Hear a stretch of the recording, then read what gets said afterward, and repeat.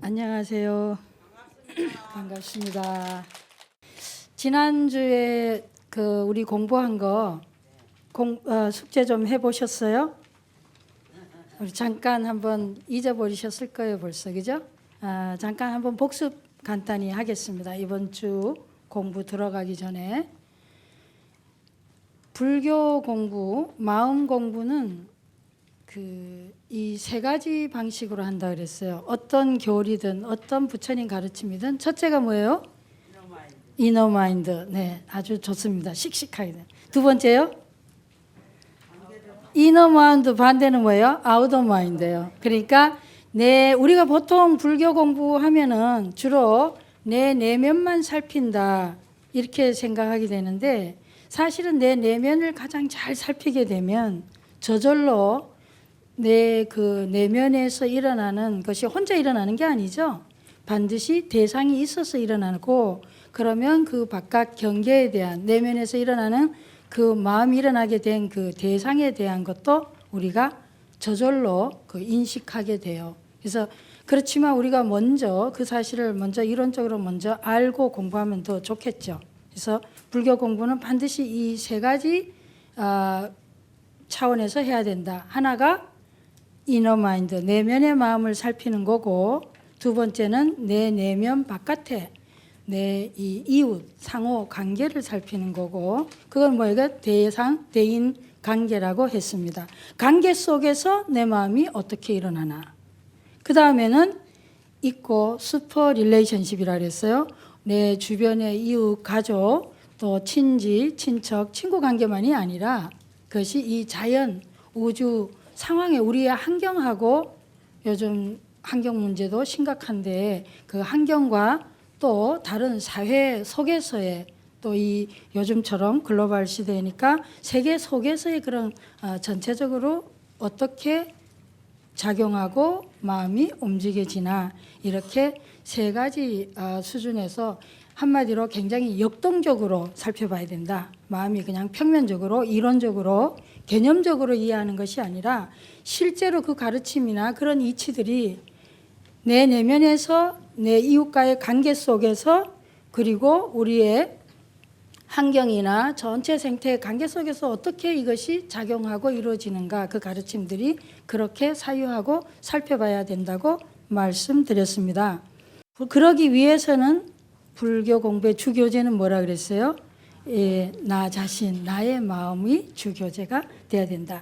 내 마음이 어떻게 작용하는지를 살펴보지 않고 그냥 남의 마음, 부처님 마음, 아니면 뭐 일반적인 개념 이렇게 공부해 가지고는 마음 공부에 큰 진전을 우리가 기대하거나, 또 공부해 가지고 뭐 저 사람 절에 10년 다닌다는데, 아니 그렇게 기도 열심히 하는데 달라진 게 없다든지, 아니면 관계 속에서는 여전히 화내고 여전히 잘 오해하고 그런다면은 별로 공부하는 것에 대한 어떤 설득력이 없겠죠. 그리고 주변에서 부처님의 어떤 가르침이 잘 포교가 되지도 않고 긍정적으로 그런 어떤 마음을 일으키지를 못할 겁니다. 그 다음에 그렇게 하는데 가장 이 세 가지 관점에서 보는 게 뭐라 그랬어요? 소통이라 그랬습니다. 기억하세요? 네. 내하고도 사실은 내가 친하거나 내 자신을 잘 알거나 내 내면에서도 그런 조화나 이게 잘 이루어지지 않는다 그랬어요. 그러니까 내 마음이 내 뜻대로 잘 안 되는 거죠. 그래서 소통이 중요한데, 그 소통을 가장 우리가 그러면은 치유하는 불교 읽기 했을 때는 그러면 소통을 장애하는 것들을 치유한다. 그럼 소통을 장애하는 게 뭐냐? 내 자신을 괴롭게 하고 관계를 힘겹게 하고 주변과의 전체 관계에서 어떤 조화나 서로 위하고 서로 상생하는 그런 관계를 장애하는 것이 뭐라 그랬어요? 여기 나와 있어요. 한번 읽어보세요.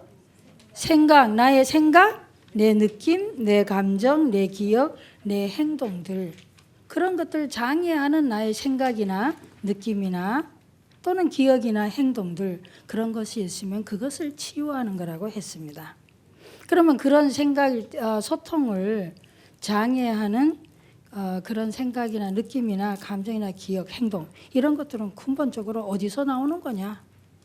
우리 그건 잘 알고 있죠? 삼독, 탐진치, 삼독에서 비롯된다. 그리고 또 한 가지는 너하고 나하고가 서로 상호 보완적이고 상호 의존적으로 우리가 혼자서 못 살잖아요. 그럼에도 불구하고 마치 혼자 사는 것처럼 내 중심적으로 그렇게 생각하기 때문에 그렇다. 그러니까 나 너를 분리시켜서 아주 절대적이고 독립적이고 그리고 제각각 사는 것처럼 그렇게 생각하는데 사실은 그렇지가 않죠. 그래서 이 두 가지가 가장 근본적으로 소통을 장애하는 탐진치하고 나 너를 따로 분리시켜서 생각하는 그 마음이 우리 어떤 좋은 서로 사랑하고 이해하고 서로 자비를 베푸는 그런 관계를 소통을 장애하는 근본 원인이다. 이렇게 생각하시면 되겠습니다. 그리고 또 영어로 하나 그래서 도겐 선사가 이야기한 것도 소개했었죠. 밑에 나옵니다. To Buddhism study, to Buddhism the self. 그러니까 그래서 불교를 공부하는 것은 자기에 대해서 자기를 공부하는 거다. 거기서 끝나면 안 된다는 거예요. 자기를 공부하는 게 그럼 뭐냐 이거죠.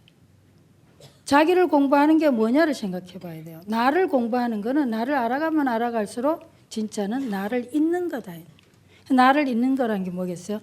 나 하는 그 내 중심적인 그 나를 내세우고 싶어하는 그런 나를 잊는 거예요.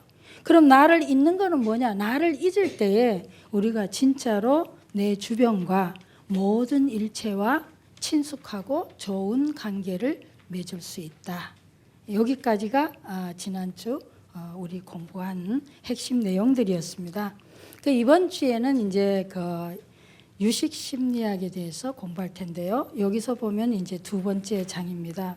책 가지신 분 계세요? 없으면은 그냥 하죠 뭐. 1장에 그 나오는 내용인데요. 유식 심리학이라는 게 뭔가에 대해서 우리 오늘은 공부를 해보겠습니다. 유식은 혹시 아시는 분 계세요? 들어보셨어요? 공부해 보셨어요? 유식이 뭔가? 다 까먹었어요? 그러면은 유식하면 굉장히 어려운 거예요. 유식한 불교 안에서 중간 사상과 함께 유식 사상 철학해서 굉장히 어려운 거다. 일단 골이 아프다. 이렇게 많이들 생각하고 있는데 여기서는 유식은 전혀 어렵지 않아요. 왜냐하면 유식을 우리는 교학적으로나 교리적으로 공부하는 것이 아니라 그냥 치유적으로 볼 겁니다. 그래서 이 유식 저는 거기다가 보통 우리가 대승 철학 그럼 대승불교 대승 철학 하면은 대승불교에서 두 가지 양대 철학을 중간 유식 이렇게 하는데 저는 아예 유식 심리학이라고 붙였어요. 심리학이라고 했을 때는 모든 심리학은 서양 심리학이든 동양 심리든 뭐 불교 심리든 심리학이라고 하는 것은 반드시 두 가지 요소를 갖추고 있습니다. 하나는 이론적인 거하고 하나는 실습이에요. 근데 이론은 이 불교 심리뿐만 아니라 서양 심리학, 서양 심리치료도 모든 심리학은 다 이 두 가지 요소를 반드시 갖추고 있다. 이론하고 실습 파트입니다. 그 이론이라고 하는 거는 뭐냐 하면은 우리가 불교 심리에서 우리는 뭐 팔만대장경을 한마디로 말하라고 하면 뭐냐? 그러면 마음 심자다. 많이 들어보셨죠? 예. 그러니까 이 불교 심리학에서 이론 부분은 마음입니다. 마음이라는 것이 대체 뭔가? 그 우리가 뭐 모를 때 뭐예요? 제일 먼저 뭔가 연구할 때 어떻게 연구하죠? 그것이 뭘로 구성되어 있나를 봅니다. 그러니까 우리가 이 분필도 이것도 이게 뭔지 모르겠다. 그럼 맨 처음에 뭘 공부하겠어? 접근할 때 이것이 뭘로 구성되어 있나? 뭘로 만들어졌나? 이걸 보시겠죠? 그러니까 당연히 마음도 마찬가지예요. 마음이 뭘로 구성되어 있나? 이걸 봅니다. 그래서 이걸 마음의 구조. 그죠? 뭘로 구성되어 있나? 구조를 보죠? 불교에서 대표적으로 뭘로 봤어요? 4대 있잖아요. 4대 지수하풍으로 구성되어 있다. 물론 우리가 마음이라고 해서 이 마음 불교 안에서 마음하고 몸하고 분리시켜서 보지는 않습니다. 몸과 마음을 하나라고 보고 같이 취급해서 얘기합니다. 구조로 보고 그다음 두 번째는 뭐냐? 마음이 이제 구조가 뭘로 구성되어 있나? 이걸 봤으면 그다음 뭐겠어요? 그 각각이 어떻게 작용하나, 그 다음에 마음의 작용에 대해서 설명합니다. 마음이 어떻게 구성되어 있나 구성을 보고, 그 다음에 그 마음의 작용을 보고, 그리고 또 그 마음이라고 하는 것이 어떻게 작용을 하면은 건강한 거고 어떻게 작용하면은 불건강한 건가, 이런 것도 보고, 또 우리가 방금 제가 말씀드렸듯이 이 마음이라는 것이 마음이 지 홀로 작용되는 게 아니라 반드시 뭐예요? 우리는 몸, 신체와 같이 움직이죠. 그래서 우리가 어떻게, 항상 우리는 뭐예요? 정신, 신체적 구조라 합니다. 신체적 정신 구조라고 해도 좋고, 항상 우리가 마음이 움직일 때 몸하고 관계 속에서 어떻게 잘 조화롭게 아니면 제각각 기능하는가. 그래서 마음이 힘들어도 어때요? 몸이 아파지고 증상으로 나타나고, 또 몸이 힘들거나 몸이 병들어도 결국은 마음에 영향을 미쳐서 나오죠. 그러니까 그런 정신과 마음과 어떤 신체 몸이 어떻게 이게 서로 영향을 주고받는지, 이런 거에 대한 설명드립니다. 두 번째, 실습 파트에 가면 뭐가 하냐면은, 실습에 가면은 그러면 대체 건강한 마음, 우리가 기분 좋고 상쾌하고, 유식에서는 그걸 선심소라 그래요. 선한 마음. 그러니까 건강한 마음이에요. 건강한 마음, 영어로는 wholesome이라고 그럽니다. wholesome mind. wholesome mind라는 건데요. 그러니까 건강한 마음은 뭐고 불건강한 마음은 뭔가, 이걸 우리는 뭐요? 근본 번뇌니 수번뇌니 이런 어려운 말을 하는데, 제가 가능하면 그런 어려운 말은 안 쓸 겁니다.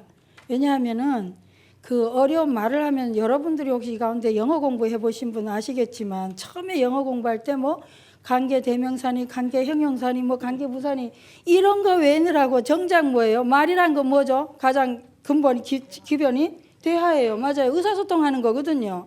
엄마들은 그런 거 문법 하나도 몰라도 아이가 엄마 하거나 응 하고 울면 여러분 어때요?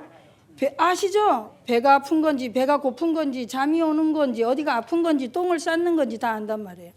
그러니까 언어라고 하는 것은 의사소통하는데 상대가 어떻게 느끼고 어떻게 생각하고 지금 어떤 상태인가를 전달하는 하나의 전달 수단이지, 그 언어 자체를 그렇게 복잡하게 우리가 이해해야 되는 건 아니다. 그거는 뭐죠? 문법학자나 언어학자의 몫이고, 또 교학을 하게 되면 교학은 뭐예요? 교학자의 몫이고, 우리가 일반 우리 불자님들이나 우리 수행하는 사람들은 이것이 수행하는데 하나의 필요한 어떤 수단이고, 이 전달하는 이 전달 도구지, 그 자체를 우리가 열심히 애우거나 공부할 필요는 없기 때문에 제가 가능하면은 어려운 용어는 쓰지 않겠습니다. 예. 그래서 건강한 마음은 뭐고 불건강한 마음은 뭔가, 그리고 또 건강한 마음은 어떨 때 일어나고 불건강한 마음은 어떨 때 생겨나는가, 그런 거에 대해서 이야기합니다. 그것도 이론은 또 여기에 걸리죠. 그러면은 우리 당연히 뭐예요? 건강한 마음을 원하죠. 건강한 마음이라고 하는 것은 뭐예요? 행복하고, 그죠? 사랑하고, 기쁘고, 즐겁고, 그런 거 아니겠어요? 감사하고. 불건강한 마음이라는 건 괴롭고, 원망이 일어나고, 밉고, 화나고, 그런 거 아니겠어요? 그러니까 그런 게 어떻게 하면 그런 마음이, 불건강한 마음이 일어나고, 어떻게 하면 우리에게 유익한 그런 행복한 마음이 일어나는가, 그런 거에 대한 이야기, 이거 이론하고 또 관련되어 있습니다. 그리고 어떻게 하면 내가 당연히 뭐예요? 행복한 마음을 내가 계속적으로 유지하고, 불행한 마음이 일어났을 때, 고통이 일어났을 때 어떻게 하면 내가 이거를 건강한 마음으로 전환시킬 수 있겠나, 그런 거에 대한 겁니다. 그리고 실질적으로 전환시키는데 생각으로 말로 전환한다고 해서 감정이 따라가는 건 아니죠. 내 몸이 따라가진 않아요. 그러니까 또 어떨 때는 내 몸은 움직이지만 생각은 동의하지 않죠. 그렇게 될 때는, 그런 부조화가 있을 때는 거기에는 반드시 불건강함이 일어나게 돼 있습니다. 서로 협력하고 이 조화가 잘 유기적으로 관계되어야 되죠. 그래서 실습은 바로 그걸 실습하는 겁니다. 그런데 많은 우리 경전들 가운데 많은 경전들은 어느 특정 영역에 대해서 굉장히 세부적으로 잘 설명해 두고 있지만, 이 이론과 실습 파트를 완벽하게 이렇게 골고루 잘 갖춘 건 그렇게 흔하지 않는데, 불교 안에서 경율론 중에서 이 두 개를 아주 완벽하게 체계적으로 잘 갖추고 있는 것이 뭐냐면은 세친보살이 쓴 유식 30송입니다. 그래서 저는 유식 30성에 대한 말씀을 간단하게 드릴 거예요. 그 유식 30성이 이 이론적인 영역군 유식 30성이라고 하는 것은 그야말로 30개의 개성으로 아주 짧게 적어 놓은 거예요. 그런데 그 30개 개성 안에 1성에서 25성까지는 요 이론, 뭐 이걸 바꿔 이야기하면 교학이라고 해도 좋습니다. 교학적인 부분에서 잘 설명을 해뒀고요. 그 다음에 26성에서 30성까지는 요거는 실습 영역을 잘 설명해놨습니다. 자, 그럼 우리가 어떻게 실질적으로 내가 실천 수행을, 이 실습이라면 실천 수행이라는 얘기예요. 어떻게 하면 내가 실천 수행을 해서 이렇게 건강하고 깨달은 마음, 부처님의 마음으로 나아갈 수 있냐. 다시 말씀드리면 1성에서 25성까지는 뭐예요? 중생의 마음, 괴로운 마음, 힘겨운 불건강한 마음이 도대체 왜 일어나며 그리고 어떤 과정을 통해서 일어나는지를 잘 설명해 둔 거고 26성에서 30성까지는 그러면 내가 중생의 마음, 괴로운 마음, 불건강한 마음으로 계속 살고 싶진 않죠. 근데 그러면 어떻게 하면 내가 부처님의 마음, 깨달은 마음, 마음으로 내가 행복한 마음으로 전환할 수 있겠냐. 여기에 대한 전환의 단계를 5단계로 아주 잘 설명해 놨습니다. 그리고 그 5단계를 어떤 과정을 통해서 우리가 어떤 수행을 통해서 그렇게 갈 수 있냐 이런 걸 설명해 놨는데 혹시 제가 너무 열심히 말씀드려서 이 수업이 혹시 유식 30성 수업으로 오해하실지 몰라요. 30성 수업은 아니고 치유하는 불교 읽기 우리 앞으로 이제 다음 주 되면은 사성제부터 시작할 텐데요. 그 전 과정에서 계속적으로 이 유식 30성에 대해 30성의 기본적인 어떤 가르침 그리고 기본적인 것들이 녹아 있습니다. 그래서 제가 여기에 대해서 일부러 한 주 이번 주를 할애해서 유식 30성이 뭔가를 조금은 알고 가셔야 되기 때문에 제가 설명을 드렸습니다. 그러니까 하나는 뭐예요? 앞에 부분은 우리가 중생의 마음, 괴로운 마음, 고통하는 마음은 어떻게 발생하는 건가 그거에 대해서 설명을 하고 있는데 괴로운 마음, 고통하는 마음은 어떻게 일어나요? 예, 탐진치 3도 그리고 앞에 소통이 장애한 그 주객 이원성이에요. 그런데 제일 먼저 일성에 그렇게 설명해 놨습니다. 아주 우리가 시작을 알 수 없는 아득한 뭔가 어느 시점에 뭘로 뭐예요? 무지가 나왔어요. 무지의 기원입니다. 자, 불교에서 가장 중요한 게 뭐냐면요. 우리가 다 부처님이라 그러죠. 그러면은 우리가 깨달은 마음, 지혜, 그러니까 우리가 본질적으로 지혜롭다는 게 대해서는 다 우리는 평등해요. 똑같습니다. 똑같은 부처님 마음이에요. 근데 실제로 마음 쓰는 건 엄청 다르죠.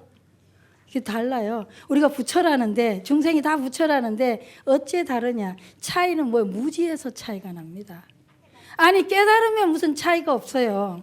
물론 그 깨달음에도 단계가 있어요. 보면 깨달음에도 차이가 있다 볼 수도 있겠죠. 뭐의 차이요? 무지의 차이요. 누가 더 무지가 두껍냐. 무지가 더 두껍냐 얄라의 문제. 뭐야 깨달음 자체는 뭐죠? 하나의 차이가 없습니다. 그런데 무지가 뭐죠? 구름으로 비유하잖아요. 깨달음이 태양을 가리고 있어 구름이. 그런데 구름이 더 두껍거나 전혀 틈이 없으면 빛이 한 빛도 나올 수가 없겠죠. 나 완전히 캄캄한 거죠. 근데 어떤 데는 어떤 사람은 약간 비쳤다가 말았다가 이런 사람이 있고 또 구름이 열버서 조금은 희미하게 보이는 사람도 있겠죠. 그러니까 우리는 이 사실을 잘 알아야 된다. 본질적으로 우리는 전혀 그런 얘기는 뭐예요? 우리가 부처다. 우리가 깨달음의 수준에서 우리가 차이가 없다. 원래 본래 깨달았다는 거기에는 차이가 없다는 얘기 뭐겠어요? 우리는 본질적으로 굉장히 고귀한 존재고 굉장히 절대적으로 평등한 존재라는 얘기예요. 그런데 구름이 얼마만큼 많이 가려져 있냐, 무지의 차이가 얼마냐 이거에 따라서 달라집니다. 그러면 치유하는 불교 읽기에서는 뭐겠어요? 그 무지를 걷어내는 작업이다. 이렇게 또 생각하셔도 되겠습니다. 내 무지를 이 두꺼운 무지를 그걸 뭐라 그래요? 업장. 그죠? 또 업장 소멸이라고 하는데 업장을 가볍게 10개 그렇게 만들어가는 것 구름을 걷어내는 작업이 치유의 작업이라고 이해하셔도 뭐 별로 안 틀립니다. 근데 그래서 여기 보시면 치유해가지고 힐링 해놨죠 영어로. 근데 이게 그 사전에 보면 이렇게 나와 있더라고요. 의학에서 손상된 조직이 본래의 기능을 회복하는 거다 이렇게 돼 있어요. 그러니까 치유라는 말 개념은 의학에서는 손상된 조직이 본래의 기능을 회복하는 거다 했는데 제가 지금 방금 말씀드렸듯이 우리는 원래 불성은 손상되어 있지 않다 이 말입니다. 누구에게나 손상되지 않고 온전히 오롯이 그걸 본각이라고도 하고 진여라고 하기도 하고 불성이라고도 합니다. 근데 그거 자체는 전혀 손상되어 있지 않다 이거예요. 이 차이를 이해하셔야 돼요. 이 부분에 이거에 의해 가지고 서양에서 말하는 심리 치료하고 요즘 말하는 불교 상담이나 불교 치료하고는 상당한 차이를 냅니다. 그걸 내가 어떻게 인식하냐, 이해하냐에 따라서 인간에 대해서 인간간에 대한 차이가 되겠어요. 그래서 이 부분은 사실 중요한 부분이에요. 그래서 밑에 보세요. 제가 두껍한 글씨로 적었죠. 불교에서 치유는 무지에 의해서 가려지고 오염된 우리의 본성, 불성의 기능을 회복하는 거다 했는데 그렇다고 해서 오염이라고 하는 것이 우리 본래 깨달음이나 본래 자성, 불성이 오염됐다는 얘기는 아니에요. 가려져 있어서 오염된 것으로 보이는 거죠. 근데 우리는 그거를 걷어내기만 하면 된다. 아니 생각해 보세요. 제가 다리가 하나 부러졌어요. 아무리 대단한 의술로 그 다리를 뼈를 연결시키고 있고 요즘 뭐 의술이 좋긴 합니다만 그래도 어때요? 안 부러졌을 때하고는 좀 다르겠죠. 네, 그러니까 부러진 게 아니라는 거예요. 깨달음이 부러졌거나 불성에 손상된 게 아니고 가려져 있다. 그러니까 우리는 그 가려진 무지를 걷어내는 작업이다. 마음 수행이 그렇다고 생각하셔도 좋고 심리 치료가 그렇다고 생각해도 좋고 이 책 제목에서처럼 치유하는 불교 읽기에서도 그런 관점에서 부처님의 기본적인 교리를 이해해 보고자 하는 거다. 이렇게 이해하시면 되겠습니다. 잭 콘필드라는 사람이 있는데요. 이 사람이 지금 미국에서 임상심리학자이면서 보세요. 서양의 심리치료사인데요. 서라고 했네요. 치료사입니다. 이 사람이 무슨 얘기를 했었냐면 자아초월 심리학 학회에서 2년 전에 이런 말을 했어요. 불건강한 서양의 심리치료서는 서 맞네요. 서양의 심리치료서는 불건강한 심리 상태에 초점을 맞추고 불건강한 증상을 진단하고 치료하는 데 치중한다. 그러니까 병을 무슨 이런 증상을 우리가 만약 불면증이다 뭐 우울증이다 요즘 말은 그러면 우울증은 뭐 일주일에 한 얼만큼 자주 불면을 호소하고 얼마나 자주 죽고 싶어지고 뭐 이런 거 있죠. 살고 싶지 않고 뭐 이런 마음들 그런 거 이런 일주일에 뭐 몇 번 일어나면 몇 번 이상 일어나면 이것은 우울증이다 이렇게 진단한다는 거예요. 그런 DSM-4라는 전문 책이 있어요. 그런 책에 근거해 가지고 병이나 증상을 진단하고 또 그런 진단 어떻게 치료할 건가 이런 거에 대해서 병에다 초점을 많이 뒀는데 우리 불교의 가르침은 건강한 심리 상태에 포커스를 뒀다는 거예요. 사실 그렇죠. 경전단 보면 우리 많이 읽는 금강경이라든지 또 뭐 있죠.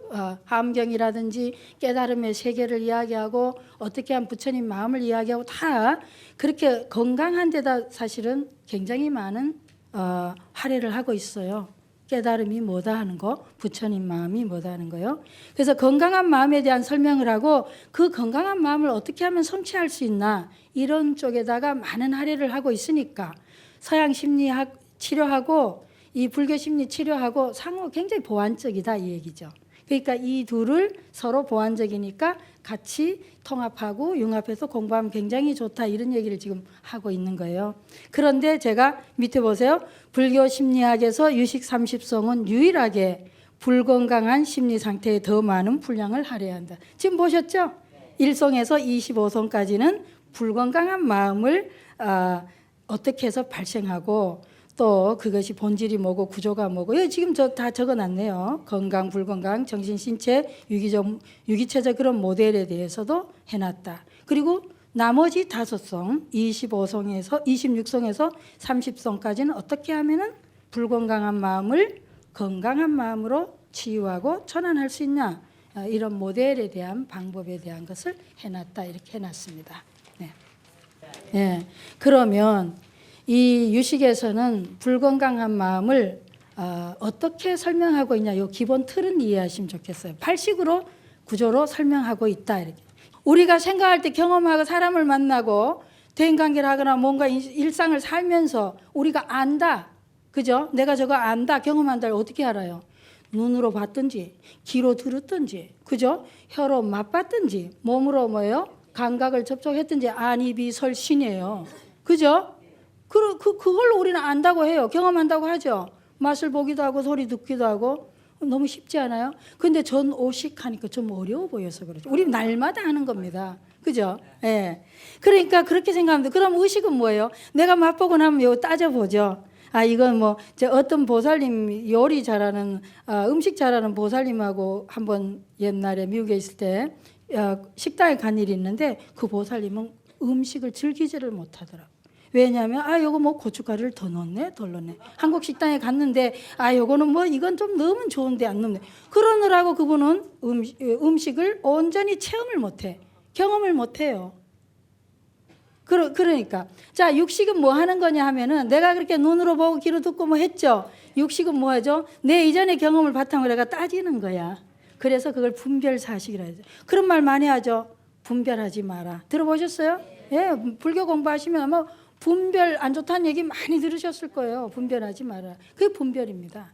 내가 그냥 뭐예요? 그냥 식당에 왔으면 손님으로 왔으면 그냥 손님으로 그쪽에서 해준 걸 그냥 나는 마음껏 체험하면 되는데 그거 따진다 이거예요. 분별하는 거. 그 분별이라고 그래요. 육식입니다. 그렇게 분별식이라고 해요. 그래서 그 의식입니다. 그 다음에 그리고 이렇게 분별하고 나면 그 다음 뭐가 나와요? 왜 분별하지 말아 하겠어요? 분별하면 어떻게 돼요? 감정이 나와요. 판단을 하죠. 이 집이 잘한다 못한다 뭐 못하네 이렇게. 그리고 좋은 감정 싫은 감정 내잖아요. 그렇기 때문에 안 좋다. 거기에 무슨 소통이 있겠습니까? 소통이 없죠. 소통을 장애하는 게 이 분별식이야.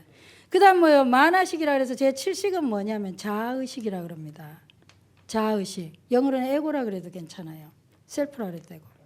예, 이거. 예. 그러니까 이거 7식을 만화식이 뭐냐면 자아의식이에요. 자아의식은 어떻게 발생하냐면요. 내가 뭐든지 경험을 하게 되면 그냥 온전하게 경험을 처음 경험하면 어때요? 참 뭐 좋다 이렇게 그냥 경험으로 있다가 조금 더 그냥 좋아하고 경험하다가 조금 더 지나면 반복해서 하면 어때요? 분별이 나오거든요. 그러면서 뭐가 나오냐면은 거기 그때 뭐가 발생하냐면 아가 발생합니다. 나다 하는 게 발생하는 거예요. 그래서 자아의식이라고 하는 거예요. 이게 칠식이 바로 나라고 하는 아만이 완전히 주범입니다. 그래서 이 자아의식은 네 가지 상태로 작동을 해요. 뭐냐니까 우리 말하는 자만심. 비교하면 자만심 나오죠. 이거 뭐 이거보다 내가 더 잘하는데 내가 음식 잘하는데 아니 먹으러 왔지 그 분석 판단하러 온 거 아니잖아요. 심사하러 온 거 아니었죠. 그래서 오해하지 마세요. 또 그분을 흉봤다고. 네. 그러니까 그렇게 하면 안 된다 이거. 그런데 우리는 경험을 하게 되면 반드시 그렇게 합니다. 그러니까 요 자아식이 그게 무슨 주범이 누구냐 칠식이에요. 왜? 비교하는 거예요. 처음에. 아만심은 비교하는 데서 우월감을 갖거나 열등감을 갖는 거예요. 요 안 적어놨네요. 4번 내를.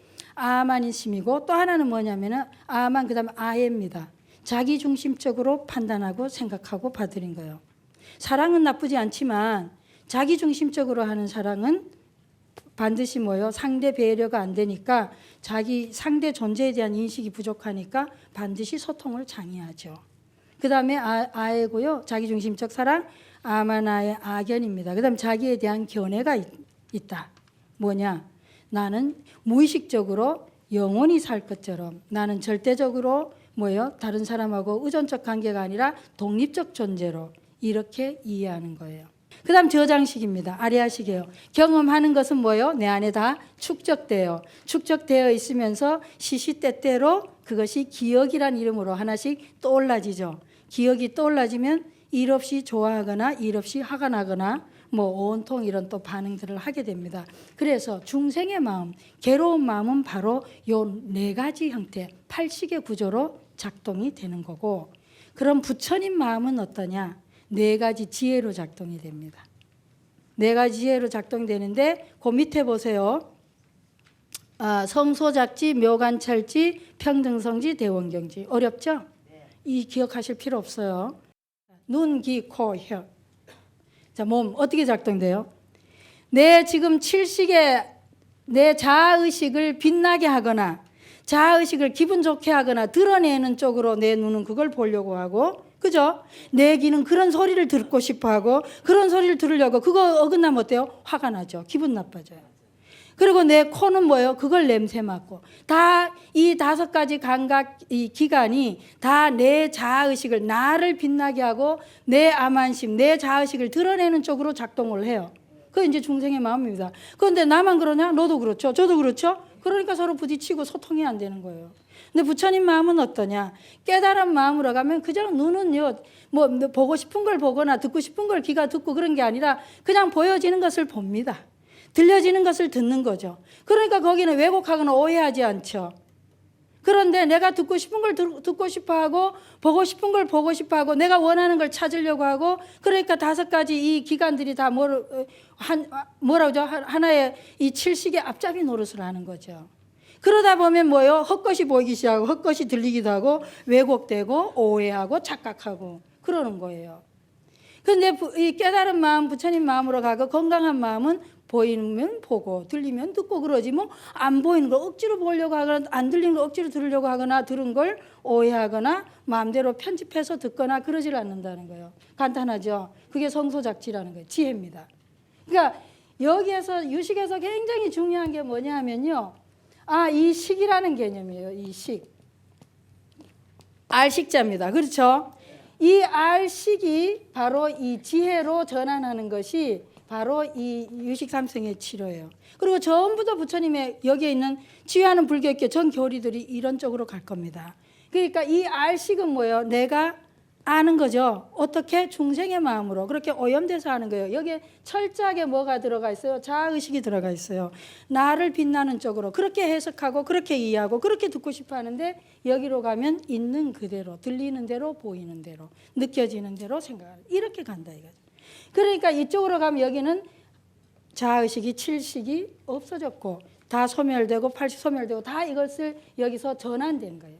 그래서 불교에서 치료라고 하는 것은 뭐 수술해서 제거하고 없애고 이러는 것이 아니라 바로 이런 식을 가지고 전환해서 지혜로 옮겨가는 겁니다. 그래서 청소작지가 그렇죠. 그 다음 뭐예요? 앞에 분별식이라 그랬죠. 60. 분별식은 그렇게 이제 분별 안 하죠. 그리고 그냥 있는 그대로 그냥 그때그때 보니까 이 분별식을 뭐라면 묘관찰치라고 합니다.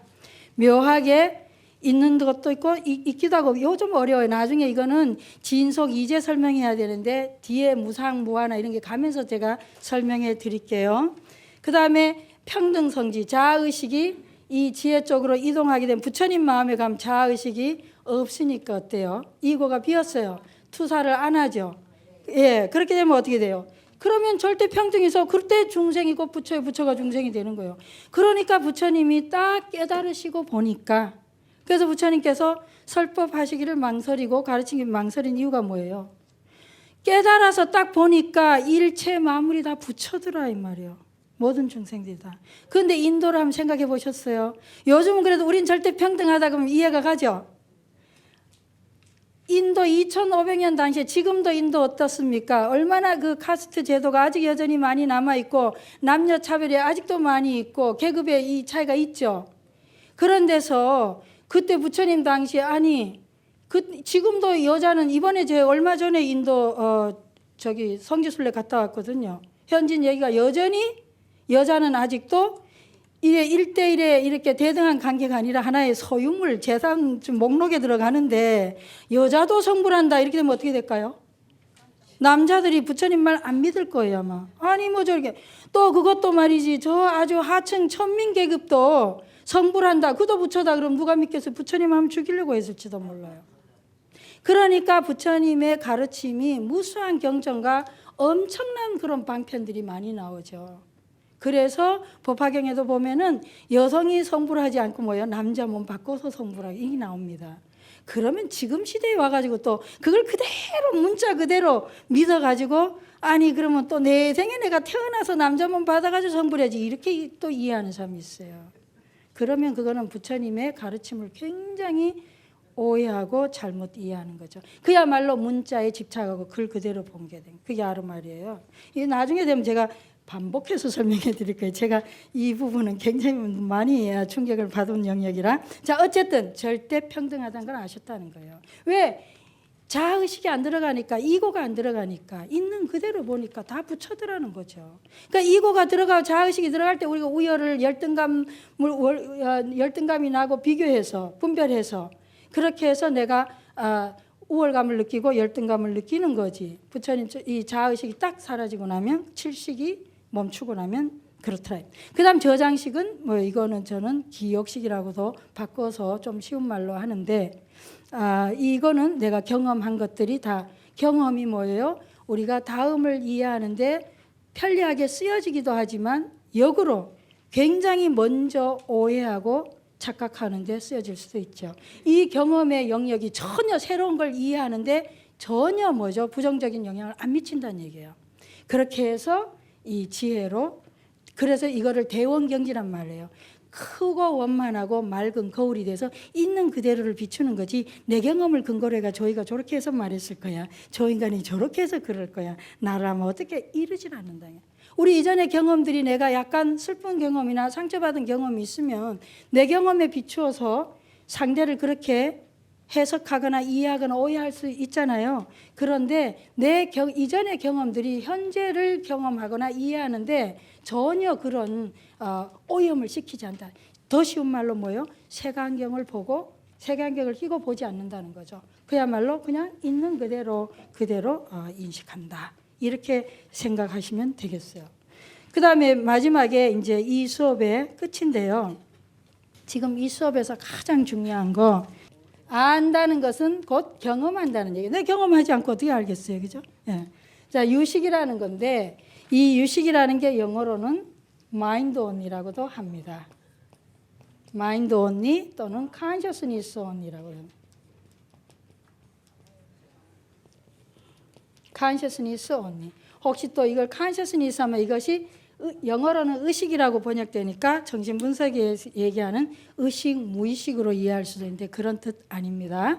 여기서는 그냥 요 식이라는 의식, 무의식을 다 포함합니다. 자, 이 오직 only예요. 오직 안다 이런 얘기예요. 그 우리가 굉장히 많이 들으셨을 거예요. 일체 유심조, 그죠? 모든 것은 다 마음이 만든다 했는데 이거 관련된 얘기입니다. 오직 식뿐이다. 오직 알뿐이다 하는 얘기예요. 그게 오직 알뿐이다가 뭐냐 하니까 우리는 어떻게 알았어요? 89조로 알았죠? 전 5식, 6식, 7식, 8식 이렇게 알았어요. 그렇게 알뿐이라는 거예요. 그러니까 오직 그렇게 알뿐이라는 게 뭔 얘기냐니까 내가 아는 거하고 네가 아는 거, 저희가 아는 거 다 다르다는 거예요. 우리가 아는 게 다 다르다는 얘기예요. 그런데 우리는 그 생각을 안 하기 때문에 굉장히 많이 부딪혀요. 내가 아는 거가 반드시 상대도 그렇게 알 거라고 생각하면 그건 굉장히 착각입니다. 굉장히 우리는 다르게 알아요. 같은 사건, 같은 물건, 같은 걸 놓고도 엄청 다르게 합니다. 그러니까 왜 한국에도 번역됐을걸요. Man from Mars, Women from Venus. 화성에서 온 남자 어디 금성에서 여자인가 국내 번역된 책도 있습니다. 그렇게 다른 별에서 온 것처럼 남녀가 서로 다르게 안다는데 남녀만 다르게 아는 게 아니라요. 여자끼리도 남자끼리도 우리는 다 생긴 게 다 다양하듯이 우리는 다 다르게 압니다. 다르게 경험한다는 얘기예요. 그런데 다르게 경험하는데 우리는 무의식적으로 어떤 전제를 하고 있냐면은 나처럼 상대도 그렇게 알 거라고 생각하는 거죠. 같이 있었으니까. 우리 지금 같은 공간에 있죠. 같은 시간대 2012년이죠. 아마 어떤 사람은 아마 1900년대의 사상이나 사고, 어떤 사람은 4차원 한 2050년대 사고, 그것도 뭐죠? 경우마다, 상황마다 굉장히 다른 시공간을 갖고 있어요. 왜? 제가 말씀드렸죠. 이 마음이라고 하는 것은 몸하고 달라서 공간의 조건을 제약을 안 받고 시간의 제약을 안 받는다 그랬죠. 그러니까 마음이라고 하는 것은 지 멋대로 얼마든지 돌아다니고 저 과거 현재 미래 마음껏 돌아다니고 상상하고 또 이 공간 저 공간 지금 여기 있으면서도 우리 집에 아니면 저기 부산의 대구의 내 안방에 마음대로 들락날락거린다 그랬죠. 여기 지금 제가 여러분 지금 안방에 가보세요 하면 가면 침대 있죠. 지금 화장대 보이죠. 네, 그게 다 보인대요. 그런데 지금 몸은 그렇게 안 된다 이 말이에요. 그러니까 몸과 마음이 다르고 그렇게 서로가 찰나찰나로 서로 경험한 게 다 왔다 갔다 다르기 때문에 그 찰나마다 쌓여지면서 우리는 굉장히 다른 경험들을 갖고 있어요. 근데 우리 무의식적 전제가 같다고 전제하기 때문에 싸우게 된다.